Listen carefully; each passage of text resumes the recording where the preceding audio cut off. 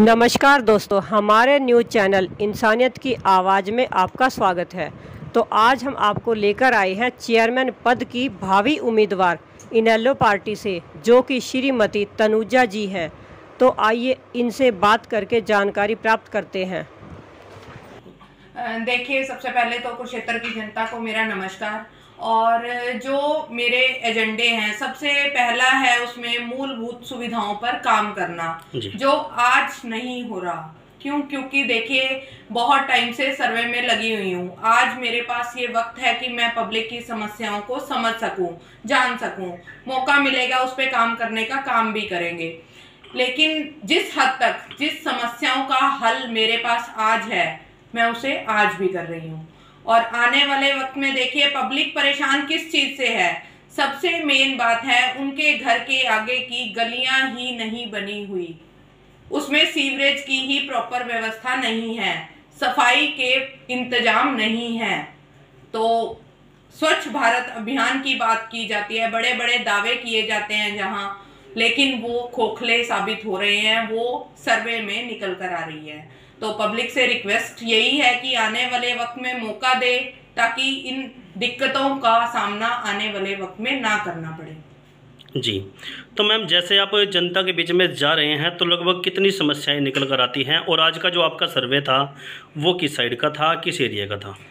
जनता की अगर समस्याओं की बात की जाए तो समाधान नहीं है। समस्याएं बहुत बहुत लंबी लिस्ट है, क्योंकि समस्याओं को लेके आज तक शायद काम किया ही नहीं गया। जो हमारे करंट चेयरमैन हैं, वो पिछले कई सालों से हैं, लेकिन उन्होंने कभी पब्लिक के बीच में जाकर लोगों की समस्याओं को समझा ही नहीं। वोटिंग, लोग खुद बोल रहे हैं कि वोटिंग टाइम पे तो हमें नेता दिखते हैं, लेकिन समस्याओं का जब हल की बात आती है तब वो कहाँ चले जाते हैं। आज उन चीजों का सामना हमें करना पड़ रहा है। क्यों? देखिए, लोगों के पास जो जाएगा, उनकी समस्याओं को सुनेगा, तो वो अपनी समस्याएं उसे बताएंगे भी, लेकिन समाधान कहीं नहीं है। और आज का जो मेरा सर्वे था वो था कैलाश कॉलोनी का। मैम, बात करें विकास कार्यों की, तो हल्का थानेसर की जो जनता है, किस प्रकार का विकास वो चाहती है, और आपका जो मुद्दा है, जैसे जनता के बीच में आप जाते हैं, जनता की जो समस्याएं हैं, तो मेन मुद्दा जैसे आपने अभी बताया है कि गलियों नालियों का है, इसके अलावा क्या क्या समस्याएं हैं?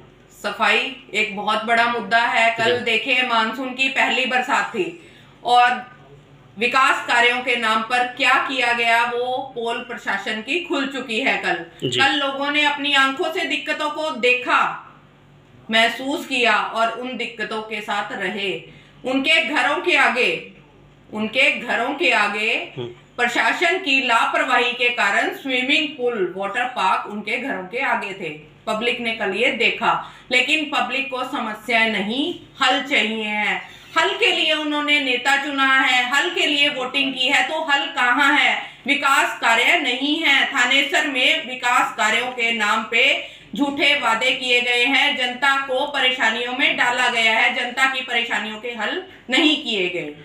तो मैम, एक चीज़ सामने नज़र आती है, जैसे कि जो पात्र लोग हैं, उन पात्र लोगों के सरकार द्वारा बीपीएल राशन तक काट दिए गए हैं। जो लोग पात्र हैं, जिनके घरों में एक समय का चूल्हा नहीं जलता, तो मैम इस बात को आप क्या कहेंगे? सरकार की नीतियों के बारे में अगर बात करूंगी तो नीतियां देखिए सही होनी चाहिए, काम जरूरत के हिसाब से होने चाहिए। लेकिन आज बहुत सारे ऐसे लोगों से मिली हूँ कि जिनको राशन की, बीपीएल कार्ड की बहुत ज्यादा जरूरत है, लेकिन उनके पास वो नहीं है।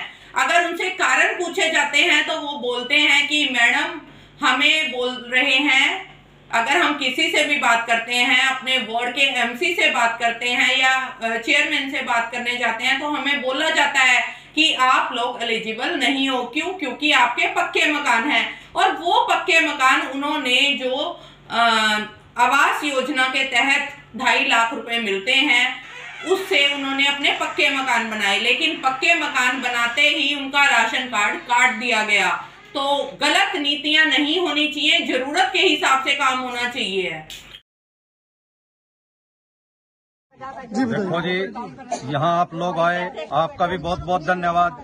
तनुजा मैडम जी आई, यहाँ गली के अंदर पानी भर रहा और गंदगी फैल रही है, ये सूद लेना आई है।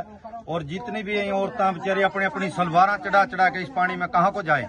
इतनी गंदगी हो रही कि बगैर गड्ढे रेड़े के तो बगैर यहाँ को लिकड़ भी नहीं सकते। हम इसलिए मैडम जी का भी बहुत बहुत धन्यवाद करते हैं, यहाँ आने के हमारी आवाज को बुलंद करे और हमारे काम कराने का भी आश्वासन दिया। जहाँ भी सरकार के पास जाना पड़ेगा हम इनके साथ जाएंगे, कंधे कंधा मिलाकर चलेंगे। लेना हमने म्याद है कि हमारा ये काम करवाया जाए, क्योंकि हमारी ये बहुत पुरानी 2018 से इतनी लंबी चौड़ी मांग है। सिर्फ एक सीवरेज है और जो गाँव में भी बिछ रहे, यहाँ जोड़े के पास भी आ रहा, थोड़े ही टुकड़ा इसका एस्टीमेट भी बनया पड़ा।